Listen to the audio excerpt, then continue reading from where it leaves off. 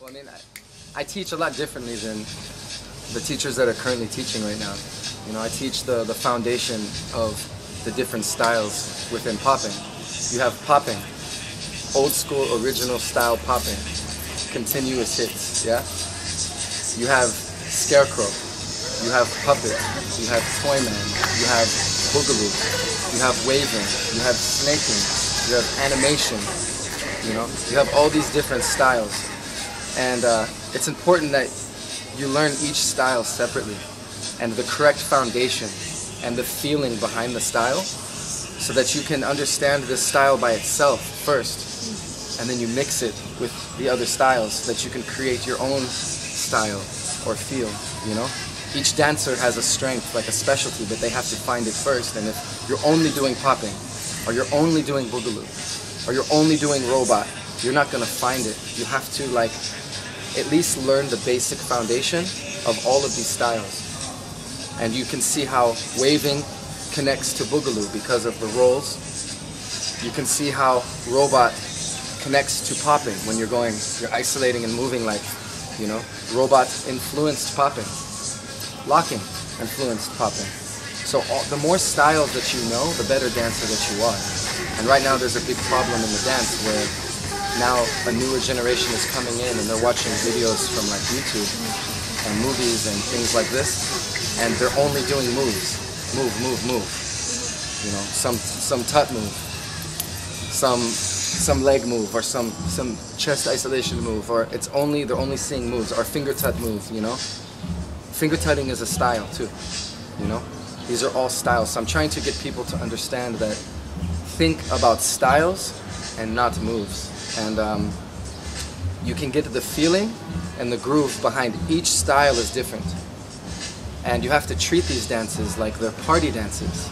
You know, the same way the hip-hop dancers and the new jack dancers and the house dancers and all of these people, they have the best energy when they're dancing, they're connecting to the music and they're free.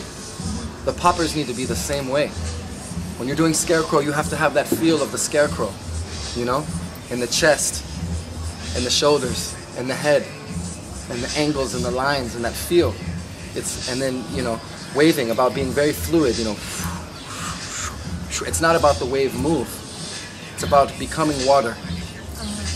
Boogaloo's about that swagger and that party groove in the club where you're just dancing with a girl and you're smooth, but you have moves.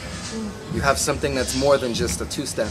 You're doing very suave rolls and angles and funked out, you know? Popping is about power. Boom, pa, boom, pa. You know, looking electric. You know, electric boogaloos. They were doing popping and boogaloo, electric boogaloo. They looked like they were being powered by this energy, and it was the pop, you know? And people say, oh, everything's popping. Oh, I'm not popping, I'm not popping, I'm not popping, no, you're not popping, you're waving. And I'm like, it makes me angry because it's like, how many times we're gonna have this argument with dancers, especially in the USA. Especially in the USA. It makes me mad because I live in Los Angeles, in the US, the home of popping, and these people don't know how to pop because they're thinking about moves, they're having the wrong people teach them, you know? If you want to learn strutting from San Francisco Bay Area, you're going to go learn Fillmore and strutting from the Bay Area. You're going to go to Pop-Tart. You're going to go to the guys that do it for real, you know? You want to learn popping, you're going to go to the electric boogaloos. They are the ones that pop. You want to learn bopping? Bopping Andre. Animation. Bopping Andre. Waving. Okay, maybe popping taco. Or Hugo. Or even No Bone Tyrone. There's different flavors, you know? Robot. Okay, Robert Shields. You know?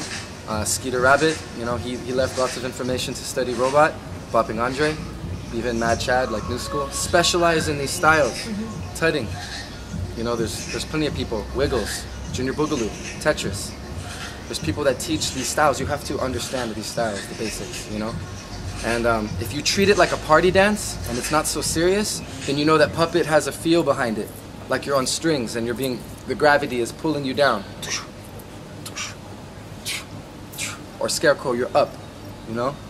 Or Toy Man, you're very like clean, sharp, you know, clean lines. You know, every style is different. And what you do is you train all these styles. And then you say, you know what? I really like robot and waving. So you do the robot, boom, wave, boom, boom, wave, pop, pop, pop, pop, wave, pop, pop, pop, pop, wave, you know? And now you have your own style and people are watching you going, oh man, this guy's crazy, I've never seen this before.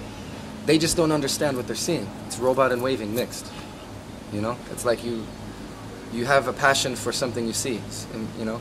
And so the way I teach is I'm trying to get the new generation to understand the way I was taught. You know, my main inspiration as far as teaching and learning was Skeeter Rabbit, you know? Rest in peace, he passed away, but he left behind a legacy of how he taught, which he taught me Scarecrow, he taught me Puppet, he taught me Toy Man, he taught me Robot, he taught me ticking and how to mix it. And when you freestyle and you solo, you're not just doing these styles, oh, I was taught, JRock told me to do it like this. No, you're being free to the music, and if the music tells you to do a wave, you know how to do a wave. And it's not the same wave you do every time, the move. It's a wave that you caught the music in. Mm-hmm. Or the music tells you to do robot, or the music tells you to tick, or animate, or vibrate, or pop, or boogaloo, you know? The more styles you have, you can translate the music. And I want people to understand that. Now you're free and you're just dancing. Because young people, they say, I'm running, I don't have anything else to do, you know? I enter the battle, I only have like 2 rounds. And then I'm like repeating moves. I'm doing like the same tut set that I, you know, did last time. You know, it's like, why can't you just freestyle the tuts and dun dun dun dun dun dun ka dun dun dun dun da da da da. If you practice tutting by itself, this is easy for you. You're just dancing in the tut. And when you get lost and you don't know where to go, you don't just go back to something else. You pause and you try to find a way out. Same thing on popping. You're lost, you don't know what to do. You find a way out, and when you find that way out, that is the best moment of your solo, because you just created something new. You were stuck, and instead of being afraid and going to your move that you always do, you came out with some new move. Mm-hmm. And it felt good, and it was on the music, and maybe you felt unsure about it, but you hear the crowd reaction, or you hear your crew and your people that know you, and they never seen that move out of you before. That's the moment you're looking for. And when you look at the best dancers in the world, they are doing this on every solo. They're doing what they know and what they're doing, and then they're going to create something in the moment. They're going to go on a story and they're going to get lost on purpose. It's like when you're going down a path. You go down the same path, or do you want to go off the path and find a different way? When you finally, you go that way, now you created all these new paths, you know? Mm-hmm. It's the same in dance. So I think it's very important that someone is teaching like that. And, you know, I have some really good teachers that I still learn from. I never stop learning, you know? If I want to tune up my boogaloo, I go to Sugar Pop. If I want to tune up my pop, I go to Popping Pete. If I want to get philosophy on battling, flipping styles, tutting, and this, I go to Wiggles. If I want to watch the funk and the flavor of electric boogaloo style, you know, Jazzy J still has this mix, like Skeeter Rabbit did. Mm-hmm. Same thing, I still watch boogaloo sound because it's the original flavor, you know. You always want to study the best people and have that influence come into you, and it opens new things in you. And so for me, when I'm teaching, I'm trying to fill in that gap that Skeeter Rabbit kind of left, which was breaking down the styles and saying, this is the basic. Now go create, go do something, you know? And as far as judging like battles, the way I judge a battle is very simple. I'm looking for only 3 things. The first thing is the music. If you're not on beat and you're not connected to the music, if you're off beat, it's done. Like, you're not even making it past pre-selection, you know? I'm looking for you to be connected to the beat, at least the clap, okay? And connect to the in-betweens, and you're feeling it. To the music, perfect, I love that, okay, boom. 2, I'm looking for something. You have an understanding of some style. If you're only a tutter, or you're only a roboter, I want to see that you understand that style. If you're a pop, it's not, you know, people say it's politics, oh, boogaloo, oh, you have to boogaloo to win a contest. No, you have to dance on beat, and you have to do some style really well. Keep in mind, when you do waves, there's a million people that do waves too. There's a ton of people that came before you that are crazy at waves. So if you're not doing some waves that are crazy, it's just so-so, and this guy next to you is doing boogaloo that's really good, then you're gonna lose. If you're doing really high level waving and he's doing so-so boogaloo, you're gonna win. But you have to show me that you understand styles, and the more the better. If every round you come out and you're changing styles because the beat, it matches the music, I'm really interested to see this dancer. I want to see more. Wow, he's crazy. He's connected to the music and he has these styles on a high level. He's switching styles based on the music. Wow. Okay, boom. Last thing I'm looking for is like performance. I'm looking for a dancer that can perform to the crowd, battle their opponent. Smart, like you are looking at the person, you're watching them dance, you see them do something, you answer how they did it, you know? The energy and creating in the moment, creating something new on the spot. So not just styles that we've seen, but something that's like, whoa, what was that? Wow. But to me, it's in this order. I'm not looking for that first, which some people have it backwards when they judge. They're only looking for that. Oh, show me something new, show me something new. That's a selfish way to judge. There's a dance that came before you. It's not, these people aren't, you're not the king of the castle and they're here to entertain you. This is a dance contest and you're supposed to be judging the dance. So that should come last. It's the cherry on top, not the ice cream, you know? Like, the main part is be on the music, really good on the music. This is 2011, 2012, okay? 2012, you have to be good on the music, not just There's little kids that can outdance you right now, okay? So, crazy music, styles, then performance, then battle, then crazy originality. If you don't know how to dance on the beat and you don't have foundation, how are you going to create and be original? How do you even know that you're original if you haven't studied the dance? So, I know it sounds like harsh, but when you're judging, you have a responsibility to the dance, and you have a responsibility to the people that taught you. You have a responsibility to the people that danced before you.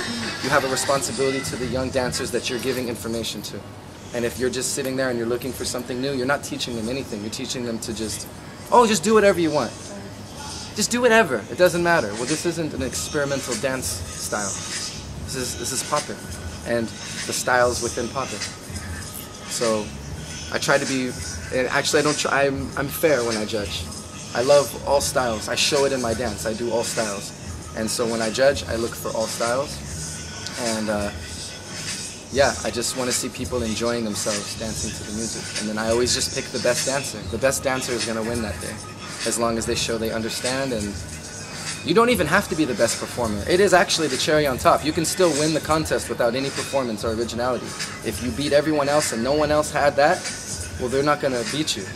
But you get to the finals and there's a person dancing against you, and you guys are both on the music, you both have crazy styles, but that person is also performing to the crowd and doing moves. Guess who won? They won. So you have to go 1, 2, 3 down the line, you know? And this is how you should train. If you're a beginner, first, just start dancing. Find out how to bob your head to the beat, you know? If you can't do this, you're not going to be able to pop. You know how many people can't do this? Just this.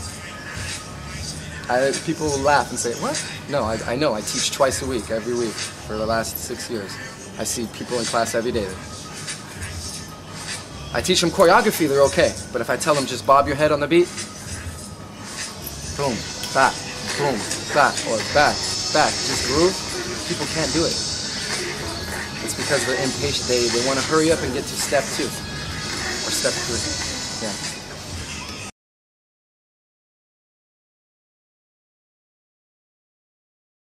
What up? This is JRock, represent Animated Beat Mechanics, ABM Crew, Killafornia, EB family. Yep, so I'm giving a shout out to all the dancers worldwide holding it down, keeping it funky.